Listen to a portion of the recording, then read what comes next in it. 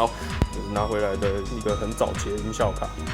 然后因为刚才没电，我没有直接充，我现在是拿我自己的那个尾盖跟早期的那个电池，反正都是早期的东西的话，你就拿早期的设备把它接回去的，试着点亮它。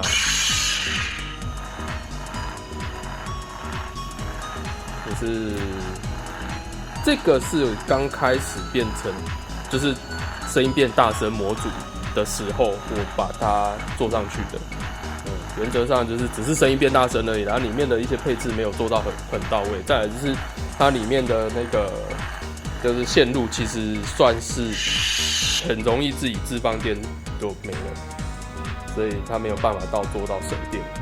然后前面这灯串呢，也因为那个是很久以前的做工哦，所以前面的灯串旁边这里都有断开，也会断开。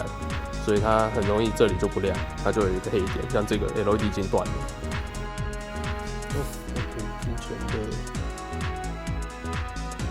之前的开关这里有掉，我把它通起来，重新做一个配件给它就对了，做比较漂亮一点。然后新的音效卡，大家都先试装上去看看，然后在前面的灯串有一个改成这样，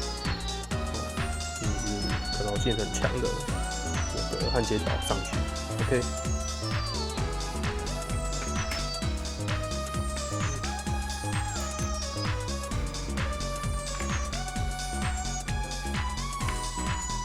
哦，对，电池我也换掉了，就是好像有跟我反映说电池续航力没那么高，所以我觉得可能是之前做的问题啊，现在应该都有改善。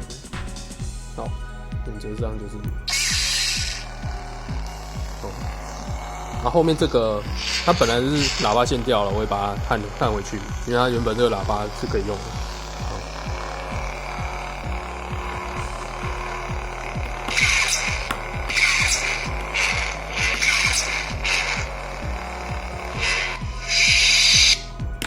好，大概就这样，然后等一下可以组装起来之后再测试了。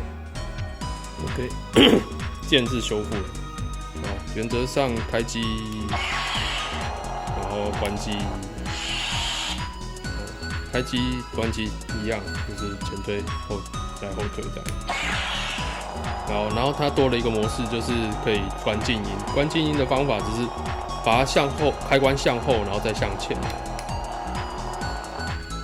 OK， 它需要大概等个1.5秒左右，然后换回来也是一样。这个时候如果要关机的话，就直接向后，然后就关机了，然后开机。那如果要换回来的话，一样再一次。OK， 就这样。好，挥舞敲击。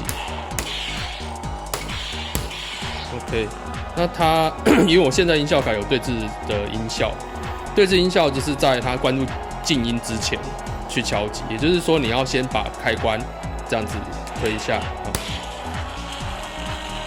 就是推一下，然后敲它，它就会启动了。那如果你要关掉的话，就是拉回来。拿回来，再拉回来，记得往前推，然后这样子再往后就会关机，就是这样。因为它是滑动开关的，它就做的模式就这样。我再讲一次哦，就是它如果要做对置音效的话，就是开机确定它有音效的在有音效的时候，然后就跟关静音一样，就先做一个动作，然后做敲击，就是开关要滑动，然后敲击，这样才会有。OK， 好，就是这样。好，充电也是在这边，然后把你自己的那个，我给你那个充电器插上去，插上去以后就基本上就可以充了。记得要把它插